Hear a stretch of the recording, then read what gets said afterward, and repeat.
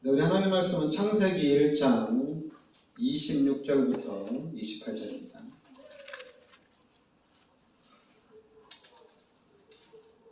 창세기 1장 우리 26절부터 28절까지 같이 우리 합독하겠습니다.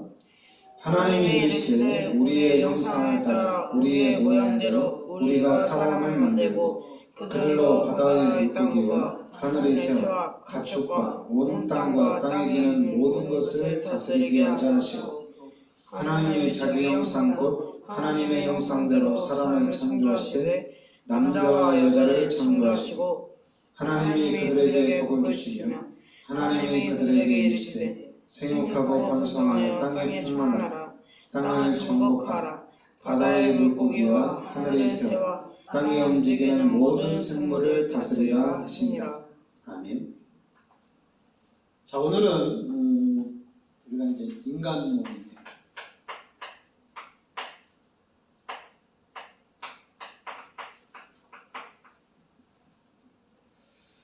인간, 사람이 어디서 와서 무엇을 하다가 어디로 가느냐, 이건데요. 여러분들이 그러니까 분명히 성경에서는 하나님이 우리 인간을 창조했다 이렇게 나옵니다. 그것도 이제 우리 인간은 하나님의 형상대로 창조했다 이렇게 나옵니다. 그리고 창세기 2장 7절에 하나님이 우리 인간을 하나님의 형상대로 만들고 생기를 불어넣었다 이렇게 나옵니다. 하나님께서 생기를 불어넣으니까 생명이 됐다. 그래서 우리 인간은 영적 존재로 이렇게 창조가 된 겁니다. 그런데 우리 인간이 하나님 앞에 죄를 지으면서 이게 이제 문제가 시작이 되죠. 요 죄로 말미암아 하나님이 떠납니다. 그러니까 이게 이제 문제가 된 거예요. 그러니까 원래 인간은 하나님과 함께 하나님과 교제하면서 이 땅에서 모든 축복을 누리도록 창조가 된 겁니다. 그런데 우리 인간이 요 죄를 지으면서 로마서 3장 23절에 모든 사람들이 이제 죄 가운데 빠지게 됩니다.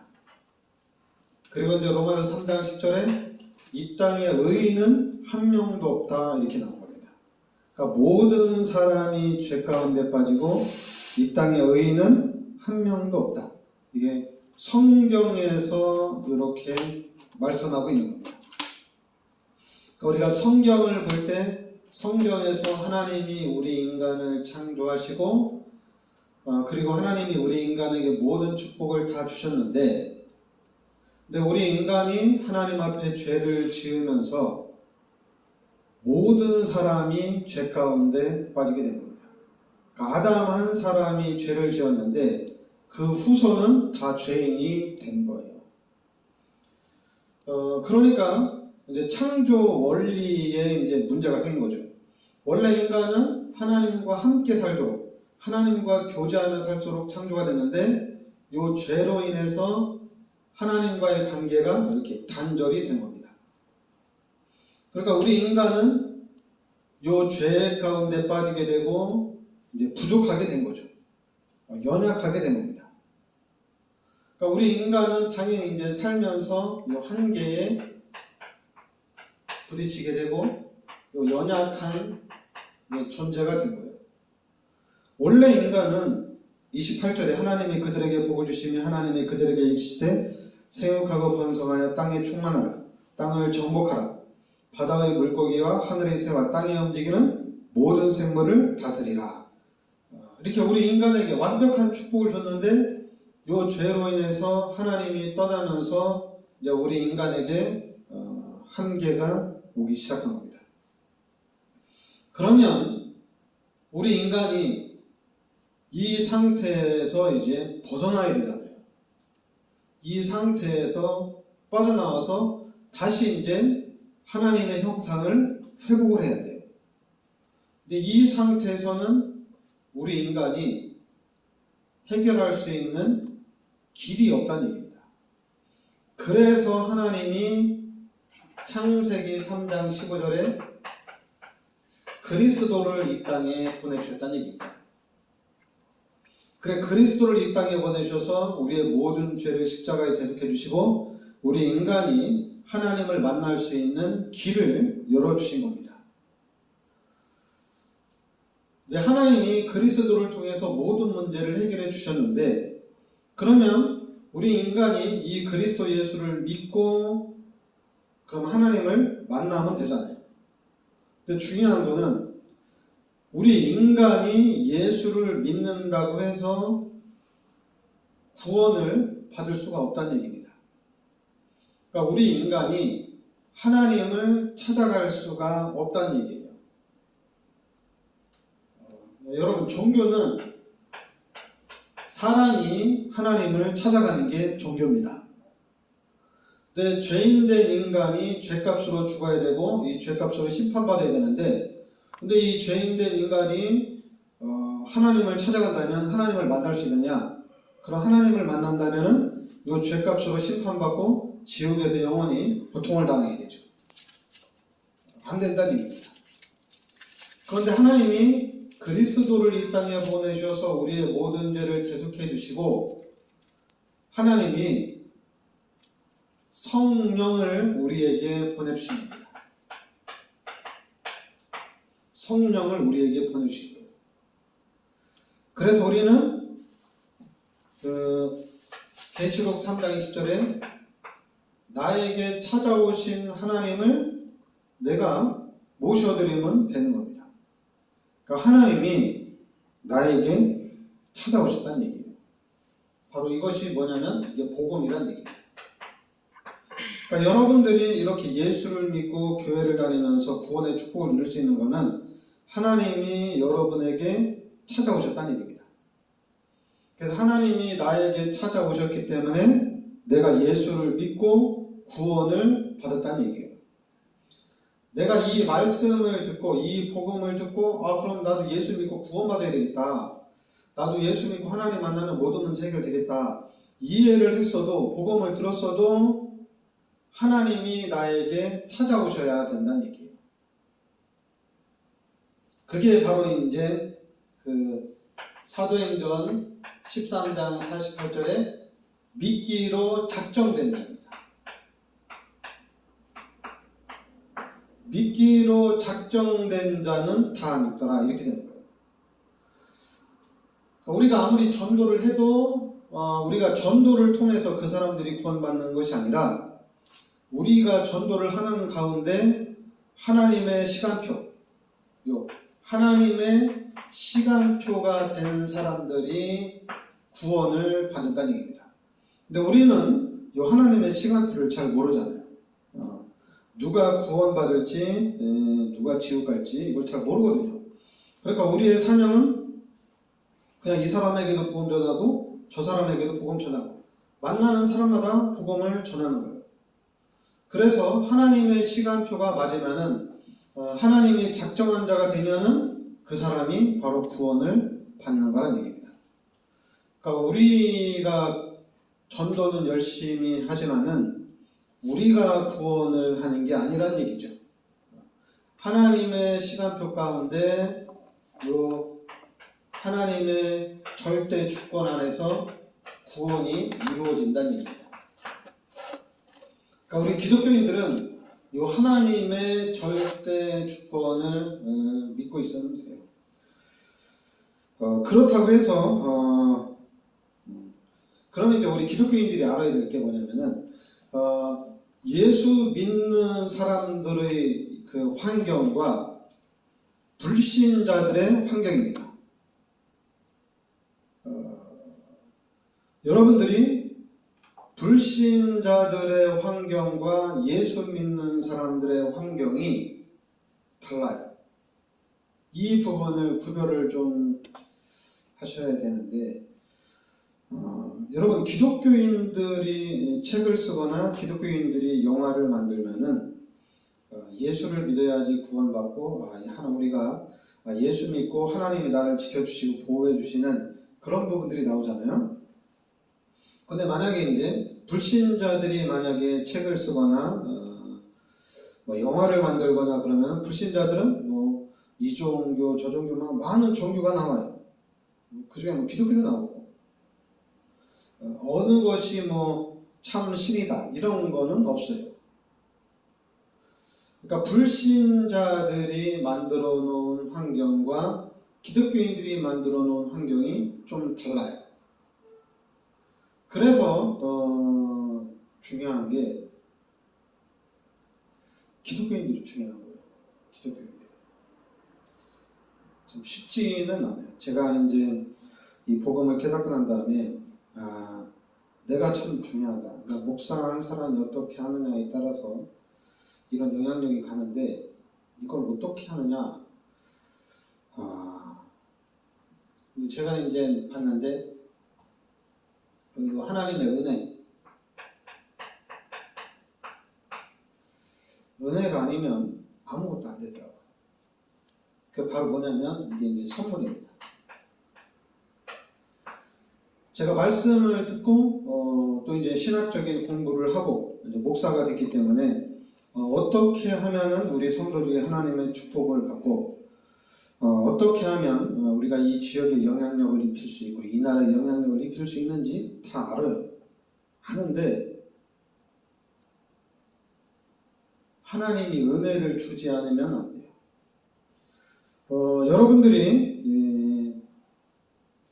하루 종일 여러분들이 찬양하고 기도하고 또 말씀 보고 이러면 어떻게 되겠어요? 기적이 일어나겠죠. 진짜 기적이 일어납니다. 또 목사인 내가 하루 종일 찬양하고 기도하고 또 시간 나면 또 전도도 하고 이러면 어떻게 되겠어요? 이 지역 다 뒤집어지겠죠. 다 알아요. 다 아는데 이게 안 돼요. 그럼 이게 안 되는 게 그러면은 이 각인되고 뿌리내리고 체질화가 된 것 때문에 안 되는 거냐? 처음에는 그런 생각도 했어요. 불신자 상태로 내가 각인됐기 때문에 이게 안 되는구나. 내가 훈련을 받아야 되겠다. 내가 좀 힘써야 되겠다. 내가 이제 하나님의 말씀으로 각인을 시키고 내가 이 복음으로 각인을 시켜야 되겠다. 그게 되는 게 아니에요. 중요한 거는 하나님의 은혜란 얘기입니다. 하나님의 은혜가 있어야 돼요. 그 하나님의 은혜를 받고 이제 하나님의 은혜 가운데 살면 됩니다. 여러분, 우리 기독교인들은 찬양하고 기도하면 모든 문들이 다 열려집니다. 제가 좀 아쉬운 게 이제 우리 자녀들을 키우면서 좀 아쉬운 게 뭐냐면은 좀 제가 율법적으로 키웠어요. 율법적으로. 근데 그게 이제 잘못된 지식이죠. 제가 복음을 깨달았으면은 복음적으로 키웠을 텐데 율법적으로 키우다 보니까 당연히 그런 율법적인 부분이 적용이 돼요. 그래서 좀 그런 부분들이 가장 많이 아쉬워요. 근데 저는 그나마 이제 깨닫고 저는 이렇게 고쳐가면서 저는 후회하면서 이렇게 나가니까 다행이지. 만약에 이게 잘못 깨달으면 어떻게 되느냐? 그럼 또 잘못된 영향력을 주게 되는 거예요. 그래서 지금은 가장 많이 하는 게 뭐냐? 기도하라는 얘기예요. 제가 여러분들에게도 후대를 놓고 기도하라는 얘기예요. 왜냐하면 우리 자녀들한테 이렇게 해라 저렇게 해라 다 맞는 말입니다. 근데 그것보다 더 좋은 게 뭐냐면은 이 기독교인에게 하나님이 주신 축복이 뭐냐면은 요한복음 14장 14절에 내 이름으로 무엇이든지 내게 구하라. 그리하면 내가 시행하리라는 얘기입니다. 저는 이 말씀이 제 마음판에 진짜 각인이 됐어요. 그래 기도하면 되는구나. 근데 이 기도도 하나님이 은혜를 주셔야 돼요. 하나님 은혜를 주지 않으면 이 기도도 안 돼요. 이 기도도 선물입니다. 그러니까 알고는 있죠. 그래서 제가 여러분들한테는 계속 얘기하는 거예요. 왜냐하면 하나님이 선물을 주는 그런 시간표가 있거든요. 그러니까 여러분들이 진짜 하나님 분명히 내 이름으로 무엇이든지 내게 구하라 그리하면 내가 시행하리라. 여러분들이 이 말씀을 딱 붙잡고 여러분들이 이 말씀의 마음판에 딱 각인이 되는 순간 그럼 나는 기도해야 되겠다. 여러분들이 시간 날 때마다 기도하고 틈날 때마다 기도하고 찬양하고 이러면 어떻게 되겠어요? 그냥 이 축복이 그대로 회복되는 거예요. 여러분 우리가 이 죄 가운데 빠져서 죄인 가운데 살다가 그리스도 예수의 은혜로 구원받았어. 근데 구원받았지만은 이 불신자 상태가 각인되어 있고 우리가 이 땅에 살기 때문에 우리가 이 땅에서 하나님의 축복을 누리는 것은 좀 불가능하다. 이럴 수 있어요. 근데 그거는 이제 다른 얘기고 이 축복을 그대로 누릴 수가 있습니다. 그게 바로 뭐냐면은 찬양하고 기도하고 말씀 보고 말씀 읽고 말씀 묵상하고 이러면 돼요. 그래서 여러분들이 성령 충만한 삶을 살아가면 됩니다. 여러분들이 하루 종일 찬양해보세요. 어떻게 되겠어요? 다릅니다. 여러분들이 하루 종일 기도해보세요. 그럼 어떻게 되겠어요? 다르다니까요. 근데 그거를 우리가 이제 안 해봐서 그렇지. 우리가 이제 예전에 기도원에 가서 기도하면은 뭔가 달라져죠. 또 예전에 또 산에 가서도 기도 많이 했는데 산에 가서 기도 1시간, 2시간 하면 어떻게 돼요? 달라지죠. 내려올 때 마음이 달라집니다. 근데 이제 제가 복음을 깨닫고 난 다음에 이게 이제 달라졌어요. 달라졌는데 그럼 이제 실천을 하면 되잖아요. 근데 그 실천이 하나님이 은혜를 주셔야 된다는 것을 알았어요. 하나님 은혜를 주셔야 돼요. 하나님 은혜를 안 주면 안 돼요. 분명히 기도하면 됩니다. 분명히 우리가 찬양하고 기도하고 말씀 중심으로 살면은 성령 충만해집니다. 그러니까 성령 충만하면 진짜 우리가 하나님과 함께 사는 삶을 그대로 사는 거잖아요. 그러면 늘 만사형통이잖아요. 아무것도 문제가 안 되는 거잖아요. 근데 이런 삶을 살면 되는데 저는 아는데 제가 알기 때문에 그럼 제가 여러분들을 불러다 놓고 1시간 동안 찬양하고 또 1시간씩 기도하고 이러면 달라지겠죠. 태민이가 여름에 수련회 갔다가 2시간 찬양하고 한 1시간 넘게 막 기도하고 이러니까 성령 충만해진다고 이렇게 얘기하잖아요. 저 그거 다 알아요. 할 수 있어요. 하면 여러분 됩니다. 그런데 그 삶이 지속이 돼야 되잖아요.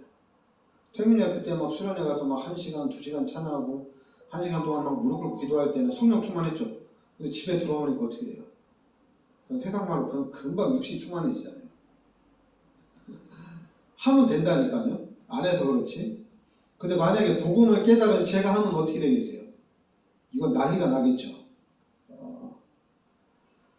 그러니까 여러분도 마찬가지입니다. 여러분들이 복음을 듣고 하나님의 말씀을 듣고 이해를 하고 알고 있으면 돼요. 알고 있으면서 가는 거예요. 이제 하나님이 은혜를 주면서 하나님의 은혜를 따라서 천천히 가는 겁니다. 제가 이제 늘 자신 있게 얘기하거든요. 그 여주 복음 할 수 있다. 할 수 있다. 할 수 있습니다. 택민이 제가 택민이 데리고 하루에 1시간씩 기도하면 택민이를 통해서 여주 복음 할 수도 있어요. 근데 그거는 세계 복음화까지 갈 수는 없어요. 종교성을 가지고는 할 수 있어요. 열심히 하면 됩니다. 틈을 안 주고 하면 됩니다. 제가 늘 택민이 그냥 불러다 놓고 기도하고 찬양하고 이러면 된다니까요. 틈을 안 주면 돼요. 그러나 저랑 관계가 단절이 되면 택민이 커서 또 이렇게 관계가 끊어지면 또 제자리로 돌아와요. 안 된다니까요. 그러나 하나님의 말씀을 듣고 하나님의 복음을 이해하고 이제 이렇게 살아야 되겠구나 이걸 알고 있으면 이제 됩니다. 어느 날 하나님이 은혜를 주시면 되게 돼 있어요. 그러니까 여러분들이 좀 욕심도 필요합니다. 하나님의 은혜도 필요하고 그런데 여러분이 인간적인 욕심이 필요해요. 하나님, 나 예수 믿고 축복받아야 됩니다. 그 욕심을 가지고 이 욕심을 가지고 하나님의 축복받아서 세계복음하겠다. 하나님 앞에 열심히 내는 것도 괜찮아요. 그러면서 이제 어느 날 하나님 은혜를 주면 그때는 이제 하나님의 은혜 가운데 가는 겁니다. 그전에는 욕심이지만은 이제는 하나님의 은혜 가운데 하나님의 시간표를 누리면서 가는 거예요. 다른 거죠, 그죠? 하여튼 여러분과 제가 좀 모델적인 응답과 축복을 우리가 받아야 될 줄 믿습니다. 네, 기도하겠습니다. 하나님 은혜를 감사드립니다. 원래 인간은 아무 문제가 없었는데 우리 인간이 죄를 지으면서 우리 인간에게 모든 문제가 오고 우리 인간의 삶 속에 한계에 부딪히게 됐습니다. 그러나 하나님께서는 그리스도 예수를 이 땅에 보내셔서 우리의 죄를 십자가에 대속해 주시고 우리를 구원하여 주시고 이제는 우리가 예수 그리스도를 믿음으로 하나님과 함께하는 그 축복 속으로 저희들을 인도하여 주심을 감사드립니다. 이제 하나님이 우리에게 은혜를 주셔서 우리가 이 땅에서 하나님의 능력을 누리고 그래서 이 땅의 많은 사람들에게 하나님의 영광을 나타내는 귀한 축복을 누리게 하여 주시옵소서. 예수 그리스도의 은혜와 하나님의 크신 사랑과 성령의 내주인도 역사하심 이 시대적인 축복 속에 들어와 있는 우리 전도자들 머리 위에 항상 함께 있을지어다. 아멘.